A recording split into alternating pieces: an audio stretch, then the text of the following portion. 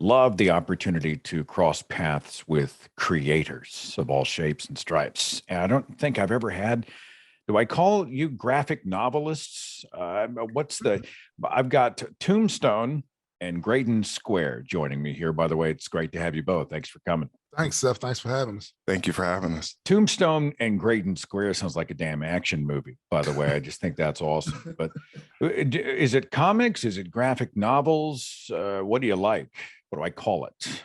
Personally, I like comics. Graphic novels, I think, ensures a bit of seriousness. I don't think we take ourselves that serious. But I think what we try to do is tell compelling stories through incredibly detailed illustration. The person that we work with, his name is Structure. His name is Joseph Arnold. And he's been our primary artist for, a couple years now. And he's so incredibly talented that it makes it really easy for us to tell our story through his art. Yeah. And so I'm pretty sure it doesn't matter what you call him, you're probably just going to call him talented just based on the quality of his art. But I don't mind comic book artists or graphic novel artists. It doesn't really matter to me. It's all a compliment. Yeah. So Tombstone, you guys aren't like snobs, and sit back and say, "Hey, graphic novel, not comic." Well, this is the thing about that stuff. Now, there has been times when I have been extremely snobbish about terms and things. Like I'm a hip hop artist first. I did that for 40 years, right? So with that, yes, certain things I am snobbish about. With this though, nah, this is we take it very seriously because we have a story that we want to tell and certain concepts that we want to explore.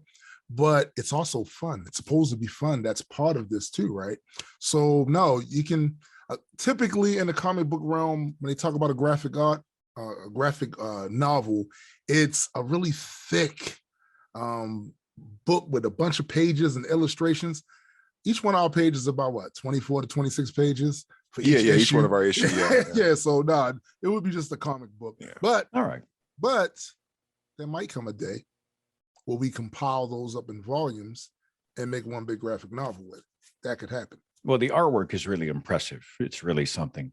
And you were connected by a mutual friend, Mandisa. But tell me what makes you guys a good fit for this audience. I mean, it's a skeptical audience. We love sciencey stuff. There's got a high geek factor. We're certainly not big fans of religion.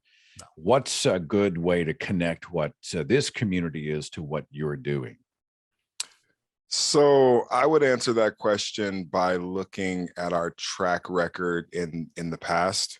I think that's a good question because you always want to make sure that you connect with an audience. And myself and Tombstone, we've been secular and atheist rap artists for essentially our whole career. I mean, I deconverted somewhere around 25, 26 years old, but I was pretty skeptical about religion even when I was religious. And when I was making music, it kind of bled into making music. At that time, I was a newly deconvert from religion. So most of my music was anti-religious, very skeptical of religion, very skeptical of Black religiosity, religion's effect on the Black community and, modern times and how we received it and, the times during slavery and all these different things. And so we as creatives, I know me personally as a creative, I tend to gravitate towards knowledge and information. I always have. And the way that I communicate my ideas is through that same medium, through the knowledge and information medium. I grew up as a huge Trekkie. I just started watching Strange New Worlds. I really love it. I think it could be potentially the best Star Trek ever. And I know that's blasphemous to say. I'm a Deep Space Nine fan, so I know. But I definitely enjoy it. And so I guess just to kind of clean it all up, I just feel like what we offer to that type of audience is the same thought provocation that you would get when you're scrutinizing religion or any other type of dogmatic thinking system. Sure. Yeah. Tombstone, you want to jump in with absolutely. So what I have found being in the secular community for as many years as I've been is that a lot of the minds that I've been fortunate enough to be introduced to are very curious minds and a lot of creative minds.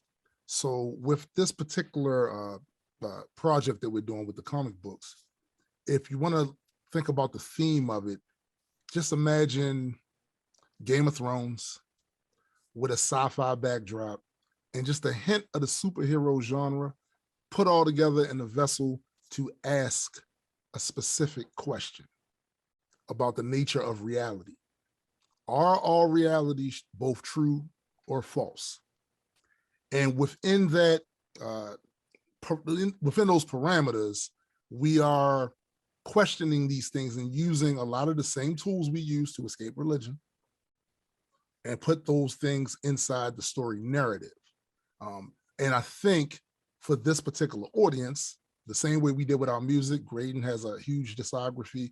I have a huge discography of music and songs that are all towards the atheistic bent, secular bent.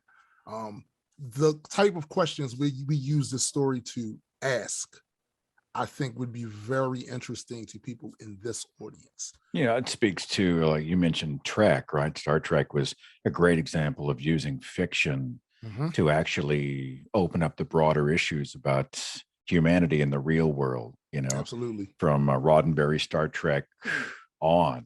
Yeah. And that gets us back into snobbery, because I can be a little bit of a snob about Star Trek over Star Wars. You know, you I love that. That's love almost that. worse than the religion argument, right? I mean, it really is. We're already siblings.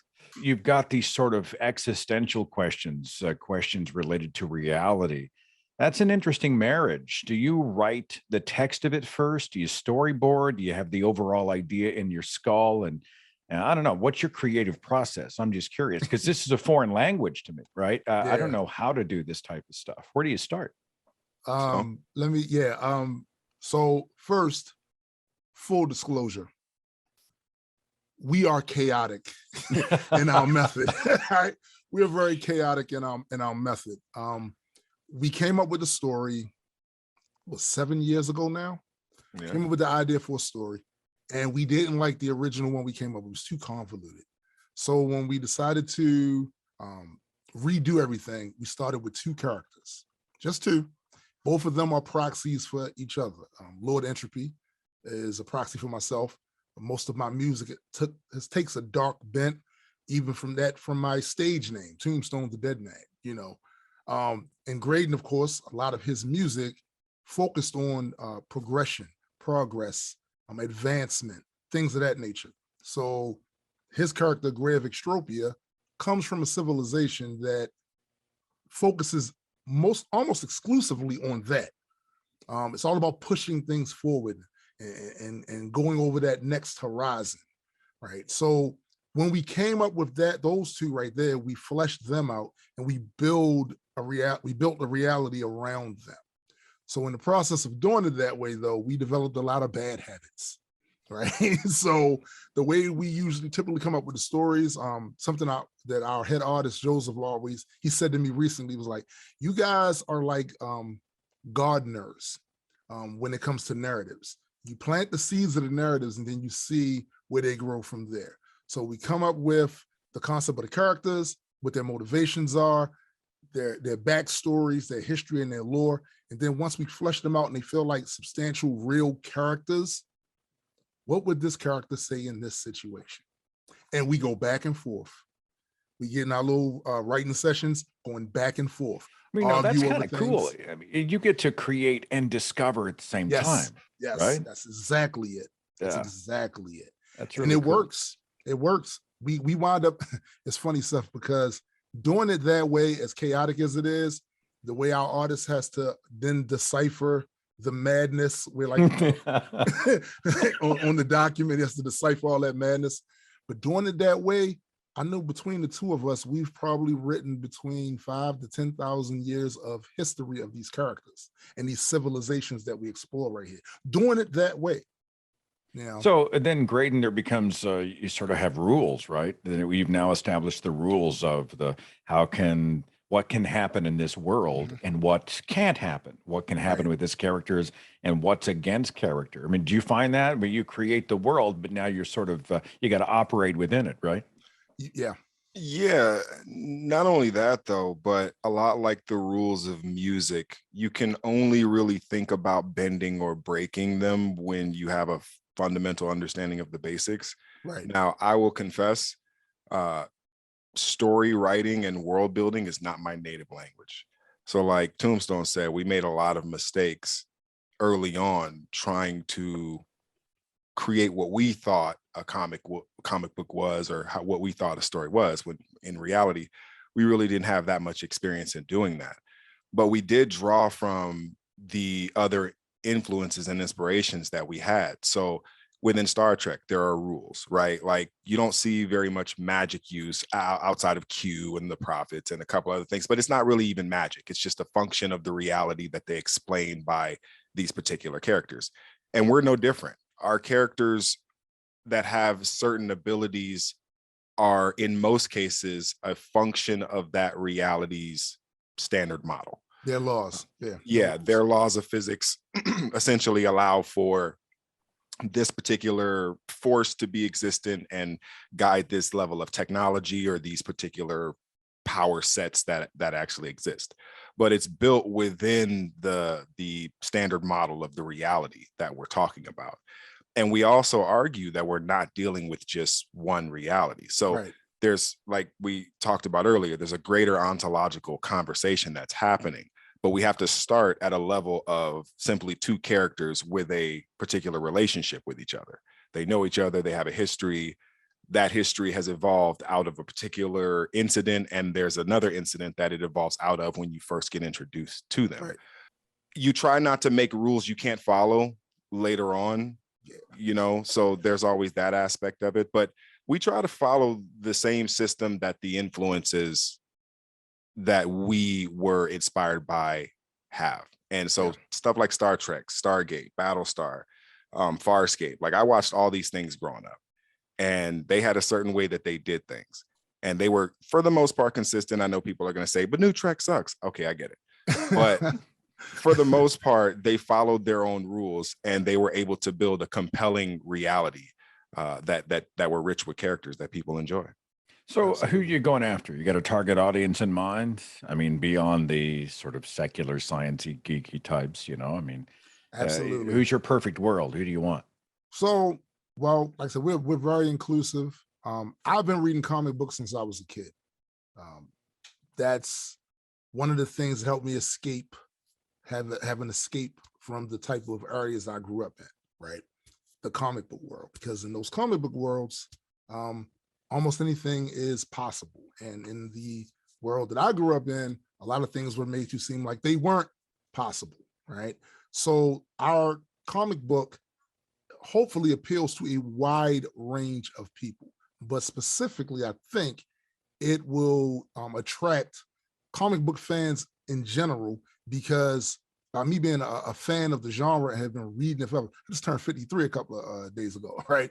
I've been reading comic books for a long time. I know what the people that consume that sort of content are expecting, the certain tropes that they buy into, that they are attracted to. Now, one of the things that we did manage to establish with this lore is that there are no true heroes or true villains. People are and the characters in here are much like humans, like as far as our motivation in the real world. Fact is, you're a hero or villain depending on the situation and your opinion of what you should do about it at the time. That's kind of how our characters are now. So people that like, that's why we have a sprinkle up, we have the sci-fi backdrop. So people that are into the sci-fi, they'll get that. We have a bit of the superhero aesthetic with the certain abilities and powers. And then of course, the very intricate and detailed backstory for people that want depth and want meat on the bones of their fiction. That's what we're shooting for. And it's a shotgun with a broad, with a broad Well, I mean, spread. it's a big audience out there. Yeah. I mean, there's what I call it universal appeal. I mean, we live in the era of, the DC Marvel phenomenon and the MCU, and there's another contentious subject, DC Marvel. Oh my God, right? Everybody loses their minds. So. Right. Yeah, and it's even rarer to find people who are pro DC over Marvel these days. I'm much more of a DC guy than Marvel. Right. But. And me, I lean Marvel, but I love DC too. Like I'm from that era where we just read comic books, man. Yeah. We weren't company men. You know what I mean? Like if this company had a great story going on there, we would not read it because it's a company we don't usually read. No, we're hearing that this is a great story. I want to consume that too. I want to get some of that up in here too. So it's different now because, you know, people are very competitive about the things that they're in, and it can get quite toxic at times. Yeah, it can. But I feel like, why wouldn't you want more of the stuff that you say you like? I mean, a good story is a good story is a good story. Good story is a good story. Yeah. And of course, that takes us back to snobs. I think sometimes it's, you know, we do it in fun, right? It's like the Samsung versus the iPhone people. I mean, people just like to go at it. But I mean, there's a wink there. But some people are, I mean, hardcore. I thought religion was a contentious topic, you know. Well, as we've been talking, I've been throwing some visuals up here over the screen to let people know kind of what we're talking about. And I dig the look of it. The aesthetic of it is really cool. It makes me want to be a comic superhero. I mean, I would do it. Give me a square jaw, you know, give me some big pectoral muscles, a cod piece, you know, put some metal on me, something like that. I mean, I'd love to do. Hey, Graydon, does your experience, probably both of you, as musicians, does that inform the creative process visually somehow? Does it translate? Oh, yeah. Oh, yeah. No, I mean, the thing about hip hop is in my opinion, the great lyricists are the ones who you don't have to listen to visually. What I mean by that is, like, you don't need a video to imagine what they're saying because they're so good at painting a picture in your mind. With their words. Yeah. With their words, right? Those are the great ones in my mind. And obviously you have the aid of someone's art when you're doing comics, right? Like someone's actually drawing it. So, you know, humans are very visual creatures, and you think, like, you don't realize how much of an aid that is. Yeah. But then if you have that and you're charged with the responsibility of writing a story in the same way where you're writing lyrics where they may have a purpose or a direction, they have a story, you have to write responsibly with the characters you're charged, or the universe you're charged to write about or in or with. And so I take a lot of care in my lyrics. I've always been a person who cares deeply about what I say, how I say it, even if it takes me 5 years to put out a record. Like, I don't care. Absolutely. It's always about, hey, how's this going to affect, you know, my legacy if I say this in this way? I know that sounds very conceited, but you think of it in those terms, and that's why you're very careful about what you say and what you do. So we both really try to take good care in how we write and what we write about with these characters and these stories, in the same way we would do with our music. Absolutely. And I have, I don't think that's conceited, though. I mean, you just want to be a good steward of the material in the audience, you know. Absolutely. That's a good way of putting it. Well the said. Investment you're making in the creative process and the investment the audience is making in you here. Before we wrap it up, I mean, kind of put a cap on it. Give me the brochure. Like, what is it and where do they find it? And I'll let each one of you take a crack at it. Who wants to go first? You pick. I'll take it. I'll take it. So Patreon, first of all, majesticcomics.com. That's our website. It'll take you, it's a portal site that'll take you to our Patreon, which is the primary way you can support our project right now. So that's patreon.com/majesticcomics. We're also getting ready to launch a Kickstarter campaign, which by the time this airs, it'll probably be going live around that time or immediately after. So you'll be able to catch us on Kickstarter.com and search for Majestic Comics and be able to find us on there. We have a podcast. It's called the Majestic Musings that we release on Spotify and iPod or iTunes podcasts and stuff like that. So you could search us on there under Extropy and Entropy. So yeah, you can also find us on Instagram and under Majestic Comics, and YouTube under Majestic Comics, and Twitter under Majestic Comics. Am I missing anything? I think you wind up nailing it. Man, I tried. So all right, well, Tombstone, give me your final take on it, man. You know, put a punctuation mark on the end of it. So here's the deal. If you like action, if you like general badassery, if you want some meat to the stories that have some depth and have a real intricate way of weaving these stories without losing you and leaving you in the shed, like, what are they talking about? If you like very expressive art, all of these things you can find with this story. This story deals with war. The story deals with friendship between people. This story deals with a threat. Love. It deals with a threat that's so encompassing that you're tempted to see it as an evil until you get to see what the threat is. And then you have to question, is it really evil? Or is this just another way of seeing things? And from your limited perspective or viewpoint, you just didn't get it before. It's a lot of elements to the story. I seriously can't wait for more people to read it, to check it out and give us feedback on it. So by all means, support our Patreon first, our Kickstarter by the time this airs, and soon it will be hopefully in stores as well, comic book shops as well. He had a conversation with somebody earlier that told us they wanted to keep distribute the comic. Yeah. That's cool. Art, depth, and badassery. That describes my two guests today. And all those links I'm going to throw in the description box. So the more you support, the more material they can produce, the more it gets out there. Absolutely. And man, you know, what an amazing opportunity we're creatures of imagination. It's part of the human experience, you know. I just think to see creators doing what they do to help us think about the more important issues in this world. Why not support that? Links in the description box. Tombstone, Graydon, you are amazing. Best wishes with the project. We'll be keeping up with you, and I'll send as many people as I can your way, okay? Appreciate Thank you so much, Appreciate you. Seth. We appreciate you and your audience. Thanks for having us on your show. Absolutely.